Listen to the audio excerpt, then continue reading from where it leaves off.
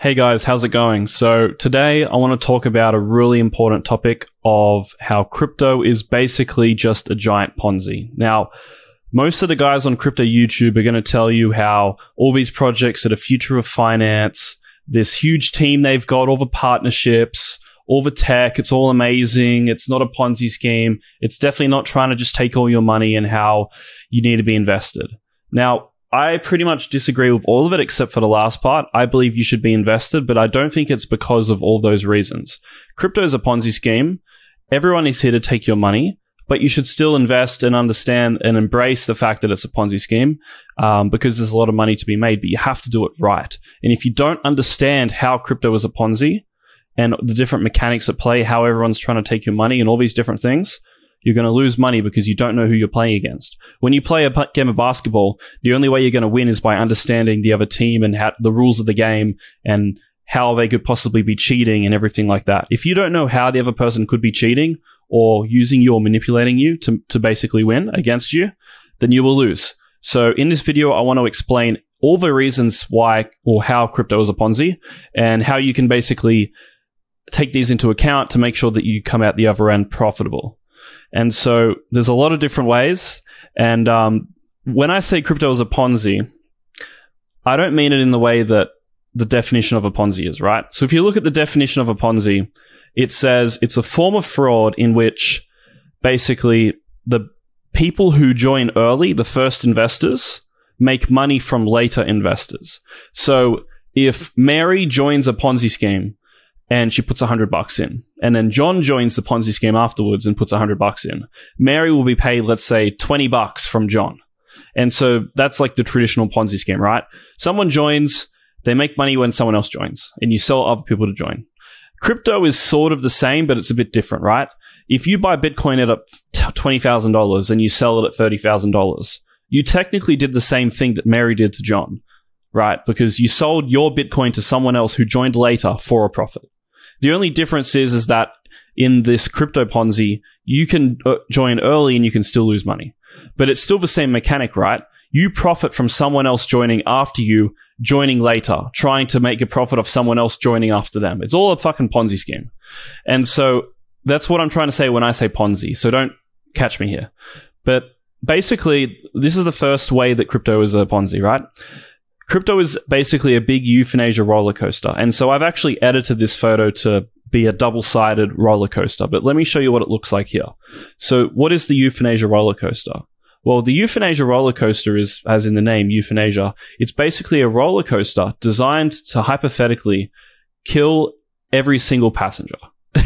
I know it's a bit of a dark concept, right? But crypto is the same thing. And when you hold a position in a coin, and it moves in a very similar fashion to this. In fact, if you look at the Bitcoin bottom back in 2018, this is the 20K high, this is the 6K bottom. We had the same sort of thing. We had the peak, the drop, peak, drop, all the way until we broke below the lows. And so crypto is very similar in terms of its price action and the mechanics of this euthanasia roller coaster in the way that it's designed to kill you. It's designed to take all your money, right? So crypto is just a series of euthanasia roller coasters, and in particular altcoins. So when you hop into crypto and you buy a coin and it's volatile and it's going up and it's going down, you don't know where to buy, you can't quite tell where to sell, you don't understand what's going on, you've just hopped on a roller coaster that is trying to kill you and take all your money. So it's very, very hard to make money if you can't survive the roller coaster, right? This is why the first rule of crypto is to survive. If you can survive the roller coaster and come out the other end still with money, you can do very well in the next bull run. Like the thing with FTX, right? If you lost money on FTX, you've just lost the money that you would have used to buy the bottom, which is basically in. So now you won't make money from the next bull run because you fucked up, right? You got killed from the euthanasia roller coaster. FTX dying is the euthanasia roller coaster taking your money. All that sort of stuff is trying to take your money, right? And the next way crypto is a Ponzi is, imagine a new cryptocurrency like a bird shitting hierarchy. So when a new coin is launched, right, there's a team that launches this project. The founder, CEO, the marketers, the tech engineers, all that sort of stuff, right? When a new project is launched, there's a hierarchy of who will make money first. So the first person to make money on a project launch is the founding team, right? The founding team shits on the person below them, which is basically the VCs, right? And they go, hey, VCs, we need $1 million to fund development. And when they get $1 million to fund development, they will give themselves a salary, which will enable them to live the lifestyle of potentially doing crazy shit like buying big yachts and putting a bunch of girls on them, or traveling the world, or whatever it is, if they're smart with their money, the founders. And that is funded for by the VCs, right? But the VCs get in return cheap tokens. And so the VCs want to sell cheap tokens to the next person, right? And the next person is pre-sales and smart retail. So VCs got in really early, you can't beat them. The next person to buy is people who find the project early, like smart retail. And then the last person who gets shat on by everyone else is dumb retail, which is most of you guys watching, unfortunately. And so I put this over here. Crypto, this is the order. Project founders, VCs, smart retail, public pre-sales, and then dumb retail. So look at this and decide where you are on the hierarchy. Where have you positioned yourself during your entire time in crypto? Where have you found yourself mostly in? And if the answer to this question is down the bottom, are you at all confused why you haven't made money? Like, why would you be surprised? You're literally fighting for scraps amongst the birds that just get shat on by everyone else. Why are you surprised you haven't made money? You're at the bottom of the hierarchy. You're literally the peasants of a society. You're the peasants of the hierarchy.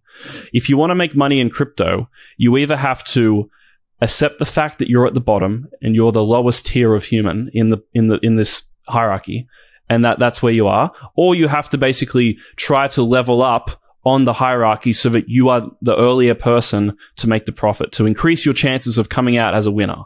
This is why I always say that the house always wins, and the best way to make money is to invest in the house or to own the house, right? If you own the exchange, you'll profit regardless of if the market goes up or down, because you profit from people using your platform. Speculation. You profit from speculation. Or if you invest in the house, you're investing in the casino, which is making money regardless of what the market does. And so over here, crypto is basically a negative sum game. What do I mean by that?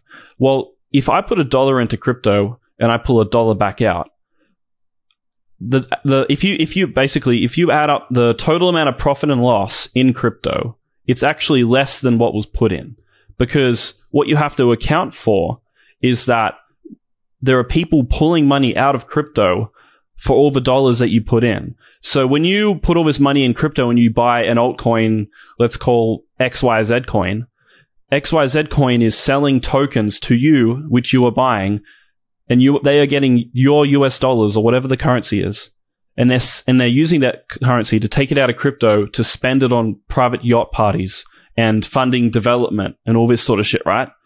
So crypto is negative sum because money is leaving the system to fund the entire functioning of the ecosystem, all right?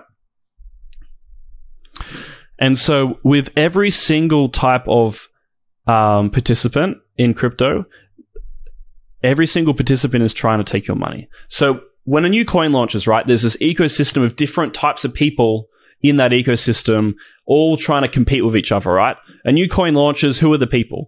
Founders, VCs, smart retail, dumb retail, influencers, who else is there? Marketers, all the people, right? There's all different people in an ecosystem trying to make money, right? They're all trying to take each other's money. And so every single participant in this ecosystem is a sales or marketing person, basically just trying to convince you to buy at the wrong time and never sell, right? That's their goal. They want to convince you to buy at the wrong price and never sell, because if you never sell, then they will be able to sell all their bags to you after you've bought at the wrong time. So look at it this way. A project founder sells you the dream of what they're building. A VC buys coins at a 90% discount, and then they build reputations of how smart they are. Think of Three Arrows Capital, for example. Think about Three Arrows Capital as a perfect case study. They built such a good reputation that any coin that they talked about instantly pumped 2, 3, 5, 10x because they had such a good brand associated. So they could literally buy any coin that they thought was half alright, fill their bags, publicly talk about the coin. It pumps 5, 10x. They can sell their bags for a huge profit. So the VCs are the salespeople, just like the project founders are. Who else are salespeople? Well, the pre-sales try to convince you that you're getting in early. Get in early of the hottest projects. Sometimes you're right. Sometimes in the casino you make money, right? Sometimes you hit it big, just like with pre-sales. But most of the time, they're not trying to make you money. They're trying to make money from you. So the other way that you get sold is by smart retail, but building followings online, right? Twitter influencers, YouTube influencers, they build these followings, they buy these coins, and then they shill them to you after they've gone up. So literally every single fucking person in the ecosystem of a particular coin or whatever it is trying to sell you the dream of buying at the wrong time and never selling. That's the dream that they want you to have, because you have a dumb retail that they're trying to make money from, probably. Maybe some of you watching this are smart and you're like, haha, how dare you expose my secrets? Maybe that some of you are thinking that. And so the biggest error for most investors occurs when they forget the one underlying similarity between all crypto experiments, no matter how good or bad, and that is that they are all zero or negative sum games. And this is what I explained before up here. It's that every dollar that is put in, there's probably 5 to 10 cents that's taken out of the market after factoring in the fees that you spend when you use Binance, when you use Coinbase, when you use all these platforms, and also founders selling the tokens that you just bought from them to you so that they can get US dollars to fund development. Every dollar that's put into crypto, there's about 10 cents going out. There's a constant outflow of capital. So it's a zero-sum game, and it's a negative-sum game, sorry. And negative-sum games are very hard to make money in because, by definition, you will lose. You are destined to lose in negative-sum games. When you go into a casino and you bet 100 times on black being the one that is the one that wins, you will lose because it's a negative-sum game. Your odds are against you. It's like basically impossible, right? Especially with the slot machines, it's impossible because they basically pre-assign the odds of you winning lower than the odds of you losing, and that's how the game works. And so it's also insane to think that every year in crypto, a new series of experiments of finance are created, and a new or the same group of investors fall for these experiments as being anything other than a newly dressed Ponzi scheme. What do I mean by this? Well, every single new coin that launches follows an 8-step process to convince you to buy their bags and take your money so that they can spend it on dumb shit. So the first step of this 8-step process is the smart guy or the group of smart people, they create a new financial experiment. And I'm not saying these people aren't smart, right? Whoever invented Luna, the guy who invented Luna, Do Kwon, the people who invented Binance, whatever the cool innovation in crypto is, right? It is smart. It is intelligent, right? But it is ultimately a Ponzi scheme designed to take your money, regardless of how cool the innovation is. And no matter how good the innovation is, how smart they are, how cool the tech is, you cannot get around the fact that every single scheme creation in crypto is zero or negative sum. And I just covered this here. Doesn't matter how good or bad, how amazing the technology is, everything is a zero or negative sum game. And so these innovations are never before seen in crypto. They're getting hype from institutions and retail. That's the second step. So they build something cool and then it gets hyped. And then the good financial experiments who get hype appreciate in price, validating the experiment. So if you create a coin, right? And you're like, this is a new, like, let's imagine Hex, for example. You invent Hex. It's a new type of Ponzi scheme. And the price is going up. Price going up is validation of your technology. Look, I invented something new and it's going up in price. It must be good because it can make you money. If it makes you money, it's good, right? That's step 3. Step 4 is this creates a positive feedback loop. The Euthanasia Rollercoaster. Oh shit, it's going up, so it's going to continue to go up. This brings more people in, which makes the price go up higher, and it creates that Euthanasia Rollercoaster of, where is it? It's right here. Creates this insane roller coaster parabolic move in price, right? And then what's step 5? Step 5 is everyone is making money. The new Ponzi is called the future of finance. How many times did you hear in crypto that this technology or this fucking scheme was the future of finance? I heard it so many times. Luna is the future of finance and technology and how debt and loans work and all this bullshit, right? That's step 5, and it happens every single time. It's euphoria. new paradigm. It's the same thing. And then eventually you run out of new buyers to replace profit takers. When there's buyers and sellers, if you run out of buyers to replace the sellers, the price will fall. And eventually you get a negative feedback loop kick in, which is, as we saw in the roller coaster, the end of the Euthanasia Rollercoaster. So you reach this peak where you run out of buyers and there's too many sellers, and then it reverses the Ponzi. Step 7 is the negative feedback loop. Price continues lower, losses get bigger and bigger for late buyers, and basically the experiment fails and crashes to zero, or it faces a slow and painful death, getting replaced by new experiments again and again and again. This cycle repeats over and over again. So let me give you an example of this Ponzi, right? Masternodes were invented in 2014 with the launch of Dash, and masternodes pumped like absolutely crazy. So if you look at the chart here for Dash, this is Dash against Bitcoin. When we want to look at the performance of altcoins and their performance over time, we want to compare it against Bitcoin because that's the market. That's the market. What's the word? That's the comparison point for the market, right? If you don't outperform Bitcoin, why are you buying it, right? You take on more risk for less return if that happens.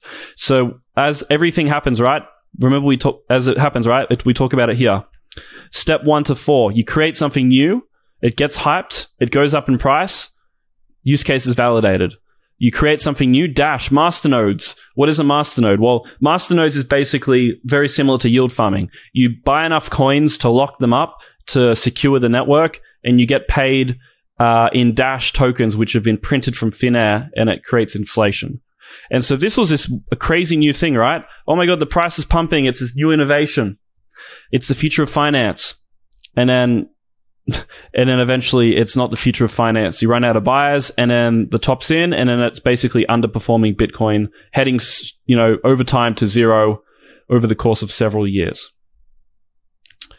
And the funny thing is that when one financial innovation is born and dies, another emerges from the ashes, trying to fix what it just tried to create, right?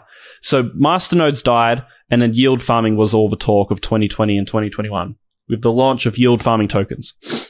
And the same thing happened. Yield farming tokens were the future of finance, and then they got exposed for just being another dilutive inflation mechanism. Oh, wow, if I lock my tokens up in a liquidity pool, I can receive these 1,000% APY for providing liquidity, and I can make passive income. No, you're not.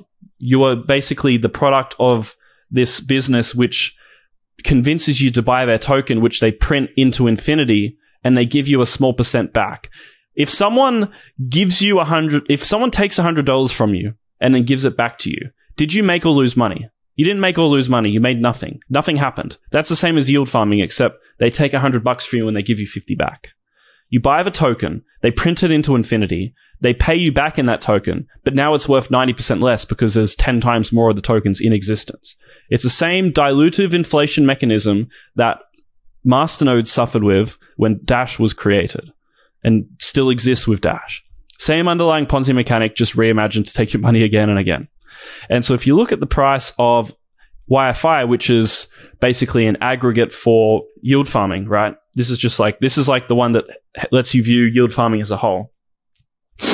You have the launch on the exchange. The use case, the Ponzi's validated. It's going up in price. You reach the peak of the roller coaster. The top's in, and then bear market for fucking 2 years. Same thing every single time. And so there's a cycle that every single new altcoin like this follows, which you can track on a chart to be able to determine where you need to be buying and selling. Because just because this Ponzi stuff is happening doesn't mean you need to avoid it. The best thing is to embrace it and just understand it so that you can account for it and make money regardless of it. So there are 5 stages of altcoins and how they move. Stage 1, accumulation, parabolic rally, euphoric top, the big descent, and reaccumulation. So what does this look like? Well, I've plotted it here with colors, right? Green is the accumulation phase. Gray is the uptrend. Orange is the top. Red is the big descent. yellow is the reaccumulation. And so if you look at any chart in the history of crypto, it all follows the exact same process. You buy, you hold, you sell, you wait for the drop, and then you reaccumulate. It's happening on every single fucking coin. Here's another one, Dash. The same thing happened on Dash. You got the rally, you got the accumulation, rally, top, decline, reaccumulation. Same thing happening again and again, right? And so what are the main takeaways from this video? I've probably just traumatized you and made you never want to come back to crypto again, but that's not my intention. I want to just be as clear as possible with how crypto actually works. Everyone on fucking YouTube, Twitter, any platform, TikTok even, they're all going to tell you that crypto is this amazing place, that it's not a Ponzi, it's not trying to take your money, and you should just participate without understanding the rules of the game. It's bullshit. These influencers are idiots, and this is the cold, hard truth of crypto that no one will tell you. So that's why I'm telling it to you, because I don't fuck around, right? These are the main takeaways. Be early to a Ponzi or just don't participate at all. You're either early or you don't even touch it. Number 2 is you climb the hierarchy of who profits first, or you fight for the scraps. So you either climb the hierarchy or you accept that you're a bottom muncher and you try to profit regardless. Number 3, the house always wins. Become the house or invest in it. That's my main advice. Number 4, no one here is wanting to be your friend. They just want your money. Even the influencers, right? What are they trying to sell you? Everyone is here to take your money. Obviously, some people are trying to help you, and in exchange for help, they would want money. But most people just want to take your money and give you nothing in return, or give you shit in return. So you need to be careful. Everyone is a salesman to sell you a dream, ultimately designed to take your hard-earned cash. That's the truth. Everyone's trying to sell you something. VCs, the projects, the smart retail, everyone's trying to sell you the dream. And number 6, everything is ultimately a Ponzi. Stocks, crypto, real estate, everything's a fucking Ponzi. Embrace it or be left behind. And so that's the end of the video. Look, this is literally 5% of what I cover in this book here. And if you want more information so that you can understand how crypto actually works, highly recommend downloading this. It's 100% for free. I'm not trying to sell you a book. Selling books is stupid. I'd rather just give the information away for free. If you want it, you'll find it in the link below. But thank you for watching. More videos coming soon. See ya.